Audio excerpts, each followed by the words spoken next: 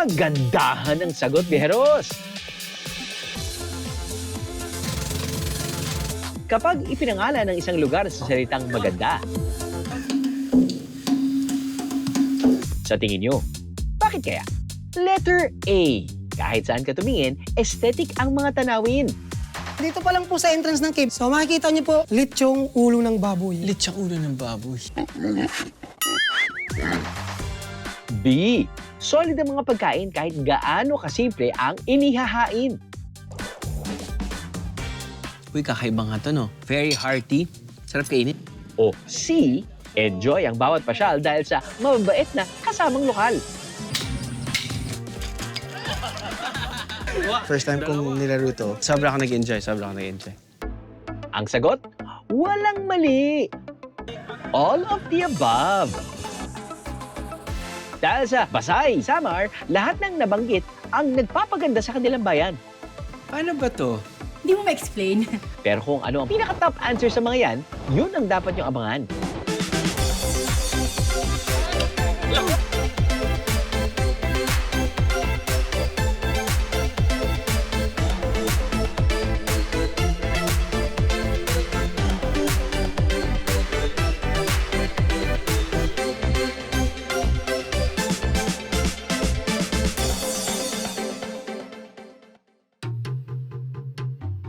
Ang mayamang kultura ng Pasay, Samar, na ibabahagi sa pamamagitan ng kanta at sayaw habang nakasakay sa bangka.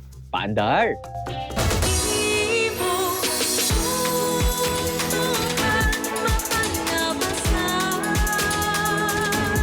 Nakahan kabaysay, bungto nang nabasay. Lugar nga magkupay nga para siya dahan, tara pa ka di nasangkay. Bangka ride sa pamoso nilang Golden River, simpleng pagkilala sa mayamang kultura ng Pasay. Mabaysay Cultural River Cruise offers us a relaxing journey. It lets visitors experience the beauty of our municipalities firsthand. Kung natural na ganda lang din naman ang pag-uusapan. Ang ipinagmamalaki ng Pasay, hindi lang pang sightseeing. Umaagos din sa samut-saring adventure.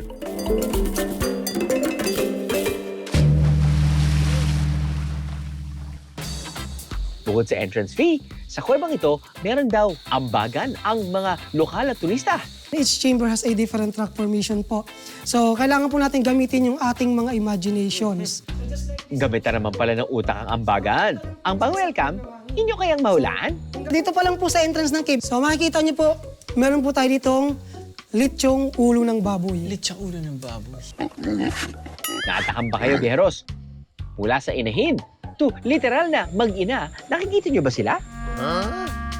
So ito po yung image ng elephant natin sa side view po. So bali ito po yung kanyang tenga, yung mata, tapos yung kanyang tusk, yung parang paddle din yung kanyang trunk. Sa side view po. Then, Okay, we have tama. here the baby elephant naman po. Nakita ko. So ito naman po yung kanyang ulo, Aha. tapos yung kanyang trunk, tapos yung dalawang paa niya. So para silang kumakain, sir, di ba? Kita niyo po? Nakita ko. Okay, kita niyo po, sir, no? Kita ko, So, sir. kung ito naman po yung makikita niyo, sir, mukha siyang drumstick ng chicken, fried chicken. Yan. Nakakagutom nga naman. Dala ng gutom, biglang umandar ang aking imahinasyon. Ano? Parang may naririnig. Parang nakikita ko at naririnig ko eh. Saan po, sir?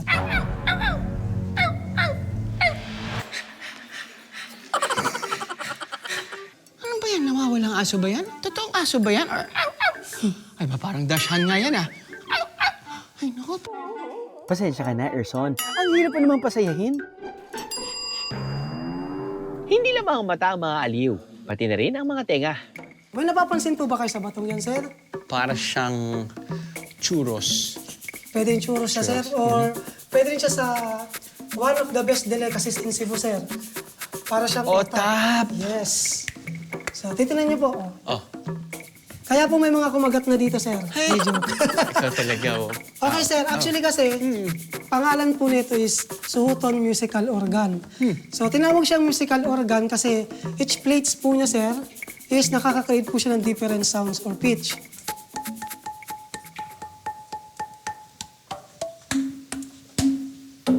Kaya tinawag na OTAP. Happy birthday to you. Happy... Okay na, that's it. Mula sa natural na musical instrument, dito naman tayo sa natural na tulay.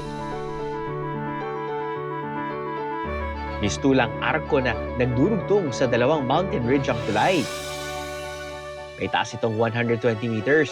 Sing taas ng building na may 35 floors, Bejeros. Pagmasdan yan habang sakay ng kayak.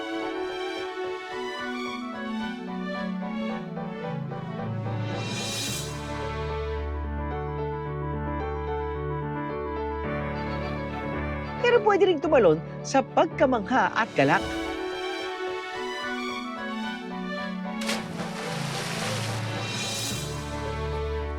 Ginawa rin bilang protected area mula pa noong 1935 ang Sohoton Caves and Natural Bridge.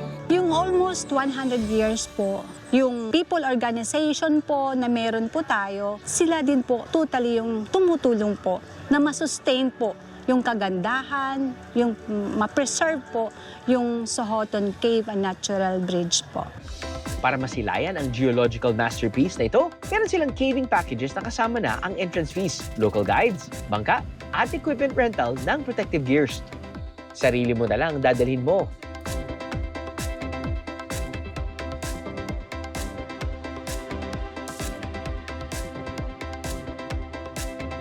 Hindi lang dapat sa mga lokal iasa ang pangangalaga nito. Kasama tayo mga bumibisita rito. Kung convince na at gusto nang masilayan ang ganda ng bayan, we got you dahil hindi nakakahagard ang pagbisita rito. Pagkatapos baybayin ang pinakamahabang tulay ng bansa na San Juanico Bridge, isa sa mga unang bayan na we-welcome sa inyo ay ang bayan ng Basay. May pamosong kasabihan, basta waray, hindi uurong sa away. Ang mga taga-Basay mag-isog pero nasa lugar. Eh di, titestingin natin yan. Pero hindi sa sundukan, kundi sa isang masayang labanan. Time first muna sa trabaho ang mga Basay noon dahil ang kanilang grupo magkakasubukan sa isang tradisyonal na laro. Ito ang Shato o Sato. Ready and go! Ito raw ang nakagisnang laro ng mga kabataang Basay noon. Siyempre, pwede ba namang hindi ako sumali?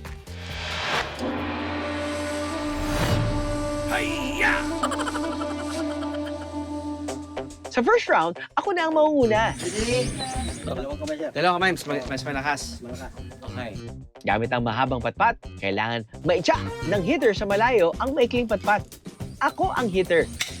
Kapag nasalo ng catcher ang patpat, taya na ang hitter. Pero dahil hindi nasalo, ihahagis ng catcher ang maikling patpat sa hukay. Kapag natamaan ng mahabang patpat, taya na ang hitter. Pero dahil biyahe ko to at ako ang naging taya. Practice lang mga kuya, ni boy ko yun naman.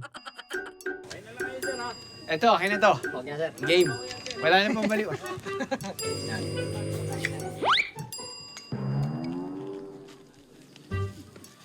Dahil hindi natamaan ng patpat, rekta na sa second round. So, pwedeng ganyan, pwedeng ganyan. Kailangan ihagis at paluin ng hitter ang maikling patpat. Dahil hindi nasalo, may chance ako na paluin palayo ang patpat para naman mga puntos. Nyek, nyek, nyek. So, 1. Ramdam ko yung success sa 2 puntos. Damang-damang kumbaga. Kaya third round na. Kailangan mapatalon pataas ng hitter ang maikling patpat.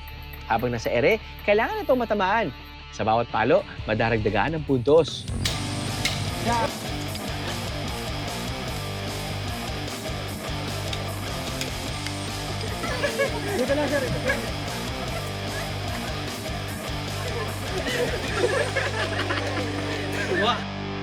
Yung mga bata kayo, ito yung nilalaro niyo po, sir.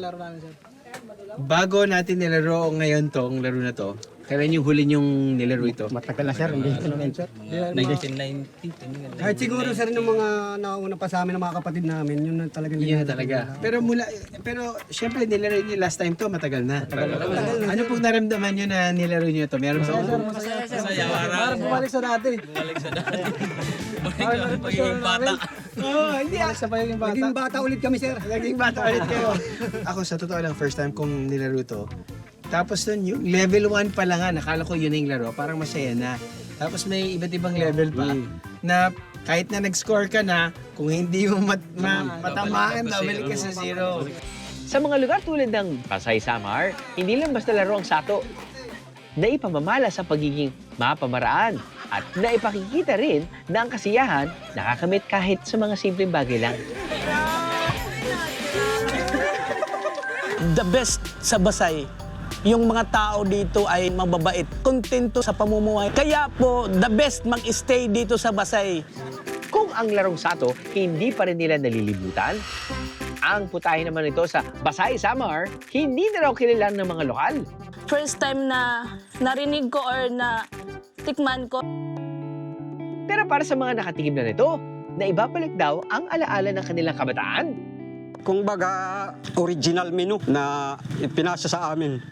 Sa barangay Panugmonon, ang gabi, imbis na lagyan ng gata, kinikilaw.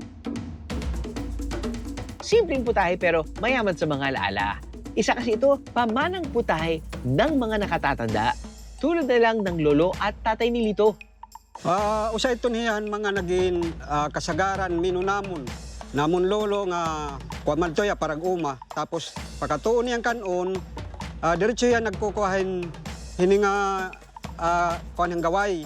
Tapos iyagin samtang nagtotoo niya gaya naging bubutang ha kuwan na ilarom han iya gan kalayo. Magpahanggang ngayon, iniluto pa rin ito ni Lito. Nang sa gayon, ang pamanang putahe hindi mabaon sa limot. Maran man kita kalibutan niya na nga adat kuan adat mga fast food. Di taliwat ito madidiwarahit kanit kabataan pero panining kamutan nga may pasag yapon.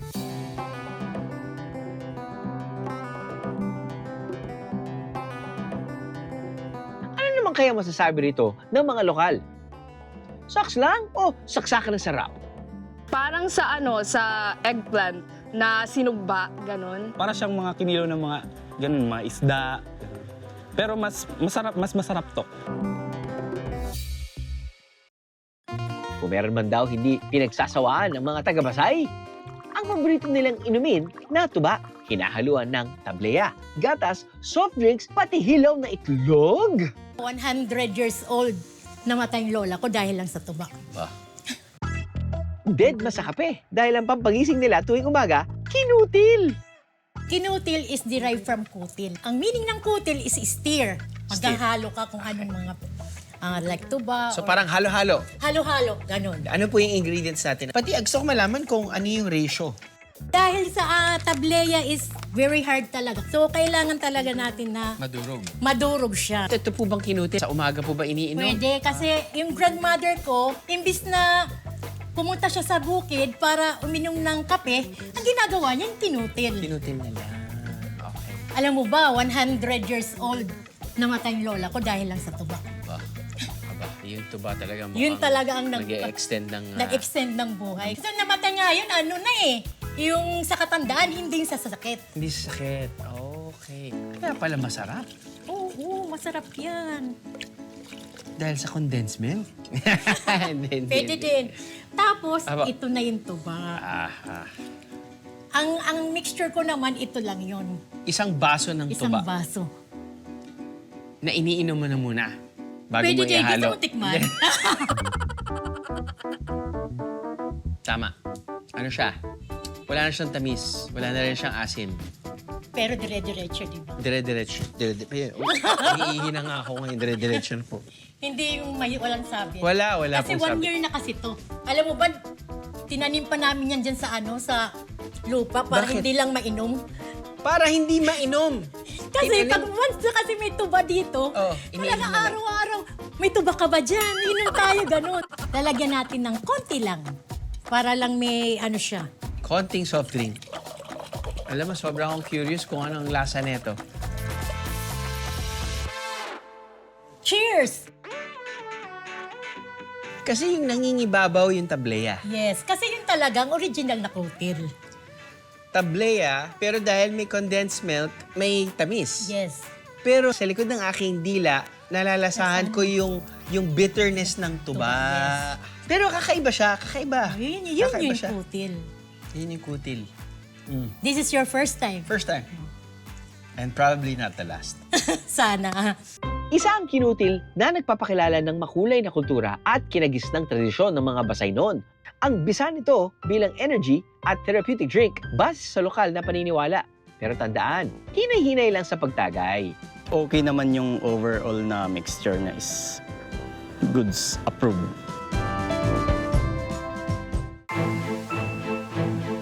Mataas ang pagpapahalaga ng mga Basay noon sa mga pamanan ng kanilang mga ninuno. Ganon din sa pinakamataas na talon sa kanilang bayan, ang talon. Tanong, worth it nga ba itong balik-balikan? Ang magpapasyal sa atin sa ipinagmamalaki niyang bayan, ang Miss Basay Tourism 2025 na si Joanna Marie Padok. Matatagpuan sa barangay Girang ang Balantac Falls. Here in Balantac, may three falls. Falls 1, 2, and 3. Tapos may dala niya swimming pool. Natikang ha falls, tubig. Matapos ang hindi mabilang na chika per minute, finally, sino ba namang hindi mapapa-aura kapag ganito kaganda ang kalikasan, di ba?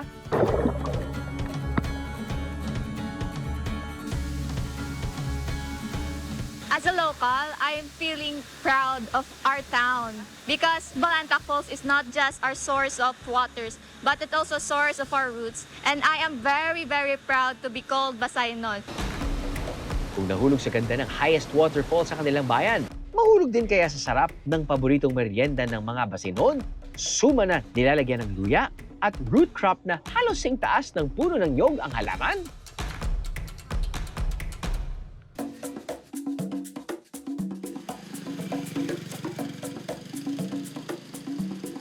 Kurakong. Kurukod. May nagsabi sa akin ng kaibigan ko na lahat ng kakanin dito sa Basay ay binibenta sa isang lugar na lang. Yes, sir. Magkano po ba isa? 10 piso. 10 piso. Ang puting kurukod nila rito, sinasangkapan ng luya. Ayun. Ito talaga, nararamdaman. Nalasahan ko na yung luya.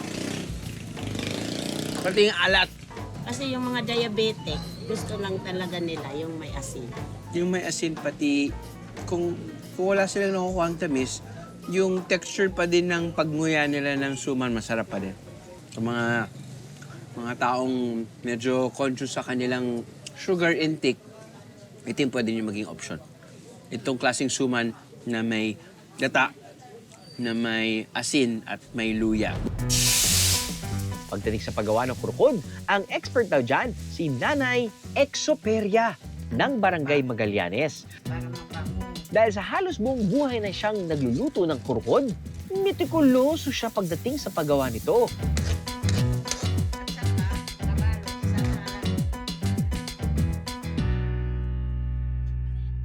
Paano nga po ba yung paraan sa pagbalot ng karudkod?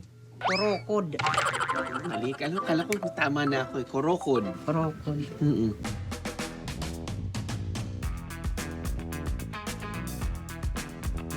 Wag na po, madadami. Ay! Kunti lang. Opo. Okay na po to? Oo. Okay. Tapos, sugarin mo. Sugarin? Ganunin mo. Makunti pa. Ganun. Kunti pa ganun. Sugar. Sige na. Tapos, sige na. Ikuan mo, itupi mo. Lagay mo. Diri, ganun. Tapos, ganun. Ganyan. Okay. Hadi. Okay. Sugad. Ay, ganun. Tapos, sugad. Okay. Tapos, sugad. Sugad.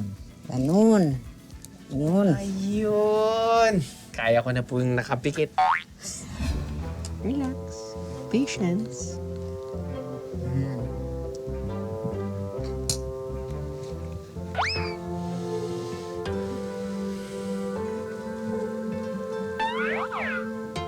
Isa pa. Tama na. Yun, yung pag ano, yung doon. So, yan. Babalot pa lang naman ako ng suman. Pero bakit parang mangangagat na si nanay? Pag hawak mo, haharapin mo dito sa mo. Tama na po. Sabi ko, yung ano doon, yung ito, pag ganun sa pa-face tuyo. Face sa akin. Okay, face sa akin. Oo, Okay, yan. face sa akin. Face sa akin. Okay.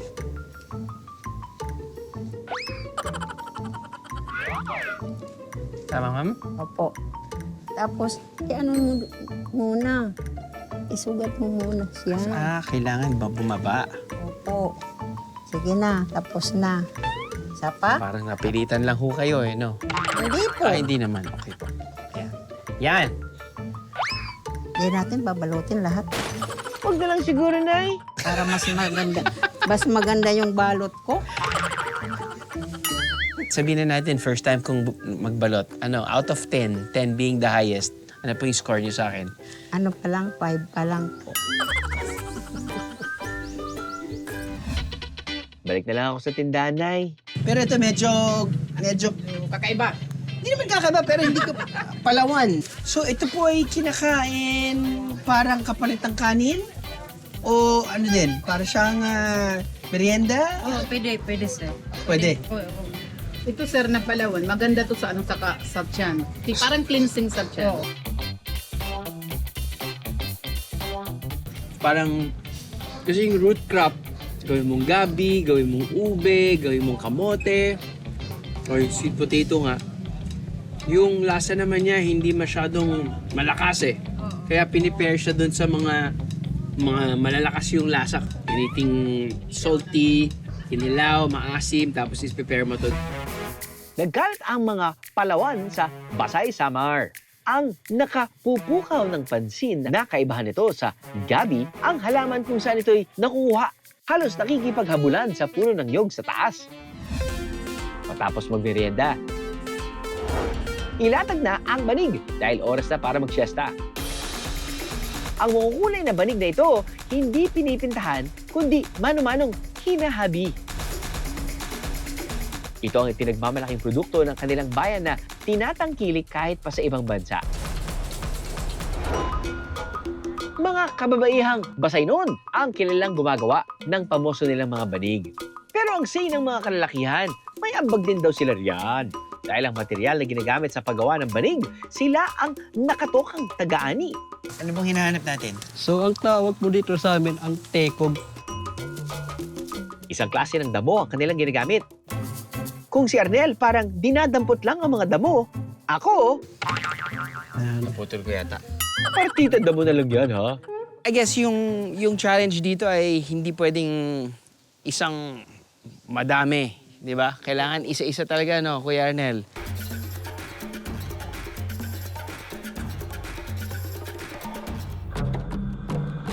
Para mapalapad ang tigog pagkatapos ibilad ng ilang araw, kinakailangan pa itong bayuhin. Tamang diin lang dahil kasabay ng pagbayo, aapak-apakan din ang damo para hindi mawala sa pwesto. Dami na akong patay na kuko, pero okay lang. Ang mga Basay noon, weavers, meron daw teknik para mapabilis ang paghahabi. Hindi makabago, pero talaga namang mapamaraan. Yan ang pagtutulungan. Makakatulong kaya tayo o magiging sakit lang sa ulo? Hindi ba nagbubuhol-buhol na rin yung utak nyo sa pag-weave? Sa ngayon sa hindi na. Pero nung umpisa pa lang, yung mga bata pa kami, mahirap talaga. Pero since natuto kami, ngayon, okay na. Talagang mula paa hanggang ulo, kailangan pagganahin dito. Kailangan yung isa mong paa, ito, dito. Nandito? Oo. Okay. Tapos dito. Tapos yung kamay mo, gaya ng ginagawa nun. Ano lang naman, pag matuto ka na, madali na.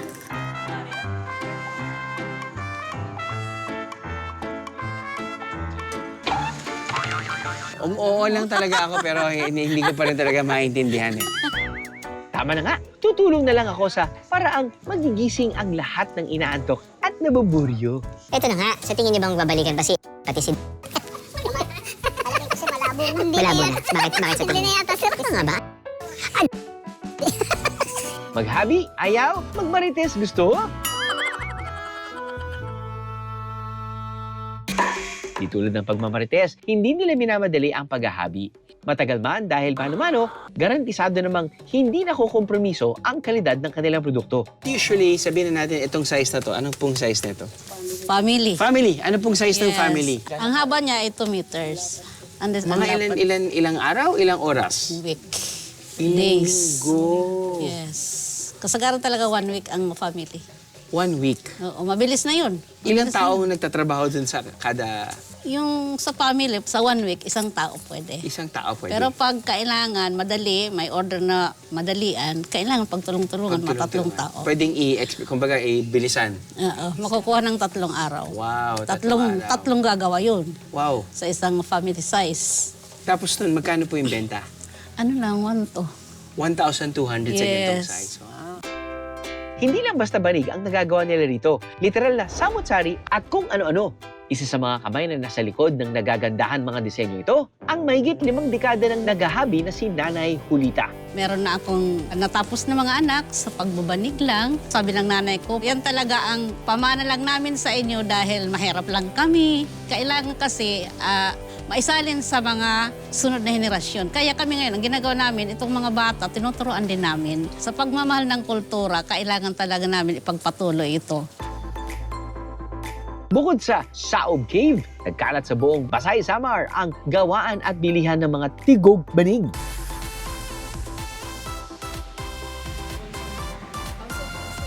Hindi yan pinipintahan ha. Hindi mabilang na pasensya at hindi matutumbas ang kasanayan ang puhunan. Kaya naman hanggat maaari, huwag nang tawaran. Naka-attend na po kami ng trade fair doon sa San Francisco. At ngayon po, nitong coming March, mayroon na pong plano at ginagawa na ngayon yung mga gagawin na fashion show doon sa Amerika. Tulad ng kanilang mga banig, makulay ang kasaysayan ng Pasay at ang paniniwala nila dito. Talaga namang pinagtibay ng panahon. Matatagpuan sa Barangay Magallanes ang mistulang resort na ito. Pero imbis na swimming pool ang center of attraction, isang mahiwagang balon ang dinadayo ng mga biyahero. Itong balon na to, hindi ito nawalan ng tubig. Dinadayo ito dito. Yung mga taga-ibang barangay, dito rin sila naigib. Lagi siyang puno. Yun ang inaanuhan namin. Nagtataka kami kung bakit ganyan. Sa tabi ng balon ang isang kakaibang puno kung saan daw nanggaling ang pangalan ng kanilang bayan. Ito nga kahoy dida asat tigaman nga pamentuugon asa lagi hapit itiya ka dako. Ayon sa mga kwento, sa ilalim ng punong pamintuugon, nakatabi ng balon, natagpuan ng mag-asawang hindi binibiyayaan ng anak ang isang bata. Pinangalanan nila itong bungang sakit o bunga ng paghihirap. Ang paniniwala nila, isa raw siyang engkanto. Natatangi raw kasi ang kagandahan nito at nagkaroon pa ng masugid na manliligaw na isa ring engkanto. Sa kanyang angking ganda, nagmula ang pangalan ng kanilang bayan, Baysay, na nangangahulugang ganda.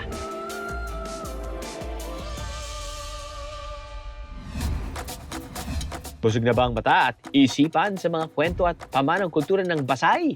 Mabubusog na ang tiyan for real sa mga ipinagmamalaking putahe na ibinabahagi rin sa mga turista. Uy, kakaiba nga to, no? Very hearty. Pati ang sarap.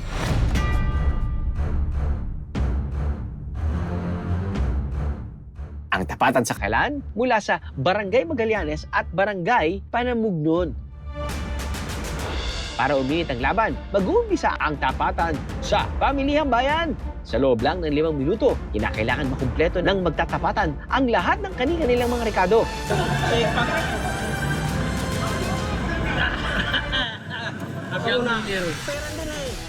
Unang sasalang si Larry. Sino kayang mas magaling sa pamamalengke? Pera na limango. 150. 150. 100. Sige. Sige. Sige. Sige. Yun. 100. Sunod na, pabanat si Delmar. Pala, desisyon din kaya siya sa presyo ng mga paninda o sadyang ganyan mamili sa kanilang kadiwa. Boss, Nagpira tim manok nga native. Ba kay malitom boss kay 700 ini. Pwede makatawad. Pero malitim tawad ito. 350. Aba, over naman sa tawad. Oo, sige. Hindi naman sila kuripot. Sadyang murang bilihin sa kadiwa dahil direktang sa mga magsasaka at mangingisda ang paninda at wala pang binabayarang upa. Ito pong kadiwa namin ay ginagawa namin tuwing Huwebes ng umaga. Initiative po ito ng local government unit ng Basay. Nakakabenepisyo po ang ating mga kababayan sa Basay Samar ng presko at mura na mga paninda. Kompleto na ang mga rekado ng magtatapatan. Kaya marapat lang na umpisahan na ang laban. Si Delmar naman ngayon ang mauuna. Ang ipatitikim niya sa atin, hinatukan na manok. Ang mas nagpapasarap sa putahe ni Delmar, hindi niya isi-secret. Dahil po sa dugo na ipinatak natin sa nyog nung kinatay ang manok para pampalapot sa sabaw.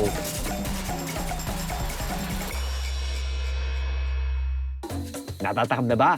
Ang fantasy ni Larry sa buhay, mas manggutom pa. Ang kanyang pambatong putahe, linubi nga alimango. Taba ng alimango na kukumbuhan pa ng samot-saring pampalasa. Sarap na yan siya, di ba? Isusuksok pa yan sa kawayan. Saka pausukan. Dati yung ginagawa ng lola ko, binabalot ito ng dahon ng saging pagkatapos sinasaing. Ilinagay ko na dito sa kawayan. Mas mabango siya.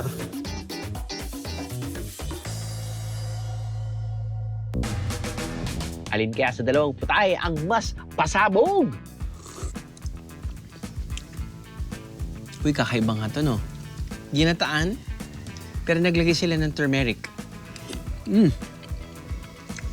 Wow. Gets ko kung bakit Kitchen Hero. Wow. Alam mo yung mga gantong dishes na soupy, na alam mong may gata. Para sa akin, iba yung depth ng lasa ng ganun eh. Very hearty. Pati ang sarap. Sarap kainin lalo na kapag umuulan. But, lalo na gamit pa nila native chicken. So, mas malasa. Oo, yeah. Yummy. Yung kanila pagluto ay very traditional. Nilagay nila lahat sa kawayan. Tingnan natin kung ano yung lasa. Minsan sarap. Minsan kasi iba yung nabibigay ng lasa ng kawayan talaga, lalo na kapag iniihaw.